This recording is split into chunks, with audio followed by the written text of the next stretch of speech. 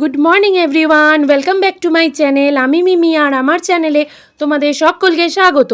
দেখো, সকাল সকাল উঠে মা সবজি কাটতে বসে গেছে, আর এদিকে মিঠাইও সামনেই বসেছিল। আর এখানে তারপরে মিঠাইকে একটু দুধ আর চকোস দিয়ে দিলাম।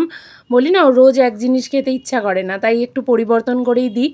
আর এদিকে দেখো, মাছের তেল আর ডিম দিয়ে হবে পুঁই শাক, যেটা আমার মানে মাছ মাংসর থেকেও ফেভারিট খাবার বলতে পারো।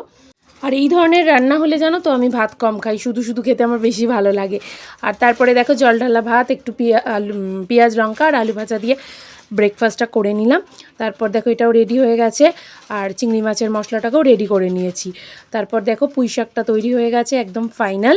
এরপর ওপর থেকে একটু চিনি আর হচ্ছে বড়ি আর নারকেল দিয়ে দিলাম, ব্যালেন্সটা মেনটেন করার জন্য একটু চিনি দিয়ে দিয়েছিলাম। তারপর দেখো ফাইনাল লুক আমার পুঁই শাকের। তারপর দেখো, মিঠাইকে নিয়ে একদম রেডি হয়ে গেছি ছাতা টাতা নিয়ে, কারণ খুব রোদ আছে বাইরে। যাবো একটু দিদিদের স্কুলে, মা কিছু জিনিস পাঠিয়েছে আনবো। আর এখানে যাবার আগে দুটো মিষ্টি রাখা ছিল, ওই দুটো আমার আর মিঠাইয়ের জন্যই রাখা ছিল, আমরা খেয়ে নিলাম।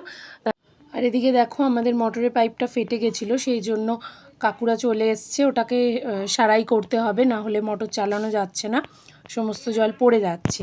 তো ওরাই দেখছে কোথা দিয়ে, তাই পড়ছিল। তারপরে দেখো, চলে এসছে একটু আমার দিদিদের স্কুলে, কিছু জিনিস মা পাঠিয়েছিল, এই দেখো ব্যাগ ভর্তি করে, সেগুলোই নিয়ে এখন যাব। আগে ব্যাংকে যাচ্ছি। দেখো, ব্যাংকে এসছি, কিন্তু সকাল থেকে লিঙ্ক নেই, কোনো কাজ হলো না। তারপর একটু আইসক্রিমের দোকানে চলে এলাম, এসে মিঠাই একটু আইসক্রিম নিয়ে নিল। এটা যেন তো ম্যাঙ্গো ফ্লেভারের ছিল, খুব সুন্দর খেতে ছিল, ওর মুখেই শোনা। তারপর দেখো, বাড়ি চলে এসেছি, মা কত কিছু পাঠিয়েছে, মিষ্টি, চিপস, বিস্কিট, আম, এগুলো সব পাঠিয়েছে। মিঠাই খুব ভালোবাসে খেতে।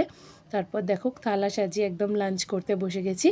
চলো তাহলে আজকে লাঞ্চটা করে নিই। আবার পুঁই শাক হয়েছে, আমি তো আর ওয়েট করতেই পারছি না, চটপট করে লাঞ্চটা করে নিই। চলো, টাটা।